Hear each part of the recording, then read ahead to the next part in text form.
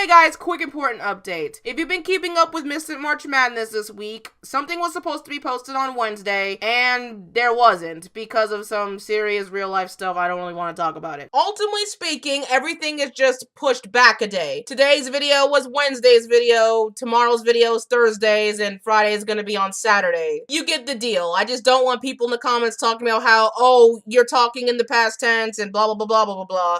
I know. Also, in this video, I do say chromatic high school when it's supposed to be chromatic high school, so keep that as you may. Anyway, I am done now, so enjoy the rest of the video. Hello, all you wannabe weeaboos out there in digital land. I am Shannen, your zany, brainy anime misfit, welcoming you to day 3 of Misfit March Madness 2019, and a happy casual Wednesday at that. Today's review is a bit special because I'm going back to the year 2017 to once again talk of a show about the coolest man in fictional Japan. It's a Sakamoto revisit, a special type of review where I go over a series I looked at in the past and see if my thoughts still hold up. I can already tell you now, I'm a little less butthurt than before, but it's something I don't regret. So, as a famous news YouTuber would say, let's just jump right into it with the synopsis. Sophisticated, suave, sublime. All words would describe an exceedingly handsome and patently perfect Sakamoto. Though it is only his first day in high school, his attractiveness, intelligence, and charm already has the girls swooning and the guys fuming with jealousy. No one seems to be able to derail him, as all attempts at tripping him up are quickly foiled. His sangfold is indomitable, his wits peerless. Will any of Sakamoto's classmates or even teachers be able to reach his level of excellence? Nope! But they just might learn a thing or two trying. As seen in the past 5 or so years, anime about overpowered, perfect beings may seem like boring ventures, but with the right execution may become a roaring success. And like my original thoughts, I think the core execution of Sakamoto's character was on the mark. He was a character who can make the absurd cool and have colorful experiences among the mundane, which was one thing I did wish I touched on more in the original review. How he, among all his wild abilities, preserved his genuine desire to enjoy his high school days, to live the moral of making memories as if each day was your last.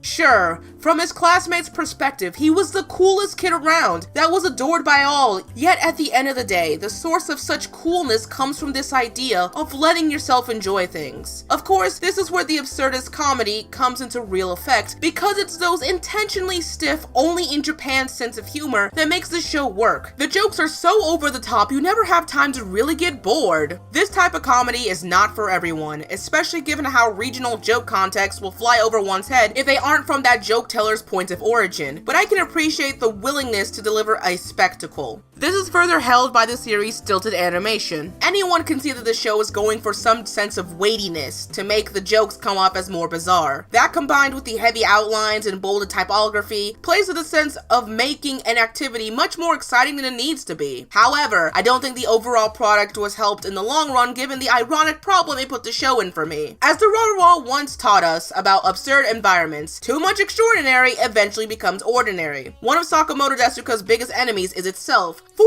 as I did my 12 episode rematch, I reaffirmed my feelings of emptiness upon completion. Maybe because its comedic timing is similar in the veins of meme culture that it doesn't hold in my head for long. Once the brain settles into the comedic pace of the show, it's not hard to feel like the series is short-lived. Which to clarify, no, I'm not saying a heavily comedic show can't be memorable or relevant. I'm saying besides the joke and lofty messages about living life to the fullest, the show has no self-propelling potential. In my original review, I said that the anime was like a banana with a short shelf life. It's good for the moment, but give it a few days and it's rotted away. In fact, I'm remembering back to how hard it was to write the first review because of how little I had to say beyond the spoiler theory. Speaking of, compared to my first reaction, I no longer think episode 13 is the red-headed stepchild that needs to be shunned for ruining any community potential the show had. In hindsight, I just probably was butthurt that my theory about why the show ended the way it did, compared to the manga, abruptly pulled over any semblance of emotional tension. But hey, that's just a theory. And no, I'm going to finish the joke here. I talk about dead memes a lot, and even I think this is getting old. I don't fault my old self, though, as the calm side of me can see how episode 13 works. In fact, given how lighthearted the ending was, it just added one more cherry on the top of this bizarre show. Though I do still believe it felt extra. But you know what isn't extra? The Community Corner. Aw yeah, I was a professional with that segue.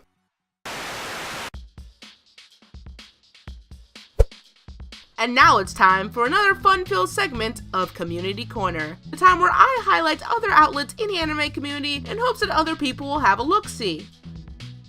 I've been waiting to talk about this group for a while now, because when you re-record your tracks in 3 different languages, then you really show your dedication in my book. Interlunium is a virtual idol group that creates their own original music for panel comics, stories, and so on. Since 2017, they have released a handful of albums including Intergalactic Disco, Level Up, and Sweets for You, and all were generously funded by you guys at home through their Patreon and Kickstarter. So if you're looking for a new group to go completely bananas over, then I implore you to check out Interlunium on YouTube, Spotify, Twitter, Patreon, and Kickstarter. I love this group to death. I can't stop listening to their songs. Please come to Georgia, please, please, please.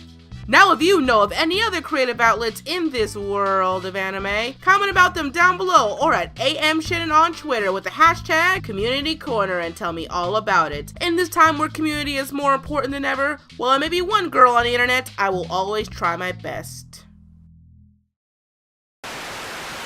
In conclusion, Sakamoto Desu Ga is a perfect example of the 15 minutes of fame effect for seasonal anime. When I finally got back to watching this for the review, I went, oh yeah, good times, good times. But once it was over, that's just it. As bizarre as its comedy can be, I guess one thing I never considered before is who really benefits from this type of humor in the Western anime community.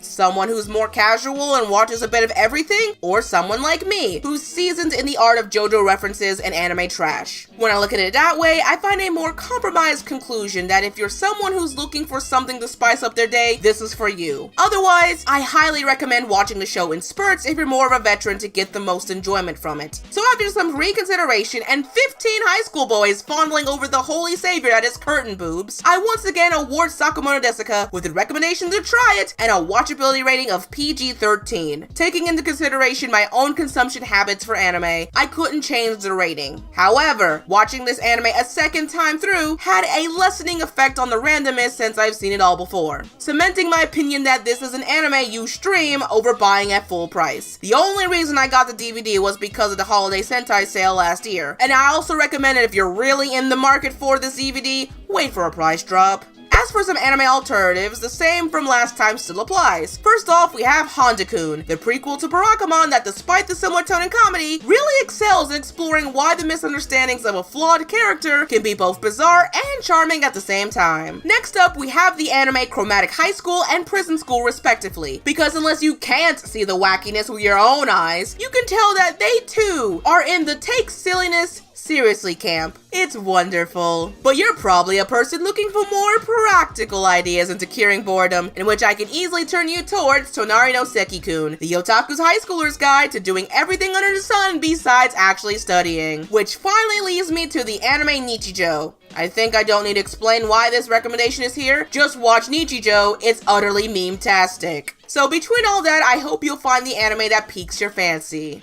Still though, I'm surprised how little I had to say compared to the last time I looked this anime up. As for tomorrow, we take a break by watching a movie. A recently released one at that, so I can actually say I made something about current content for once. Hopefully you'll look forward to it as you give your opinion on today's video through your likes, comments, and your subs to the Anime Misfit today, where we may or may not be the coolest kids on the block, but we certainly are the cheesiest. Follow me on all my social media, and if you're feeling super duper generous, consider supporting me on my Ko-fi and Patreon. Your patronage is much appreciated.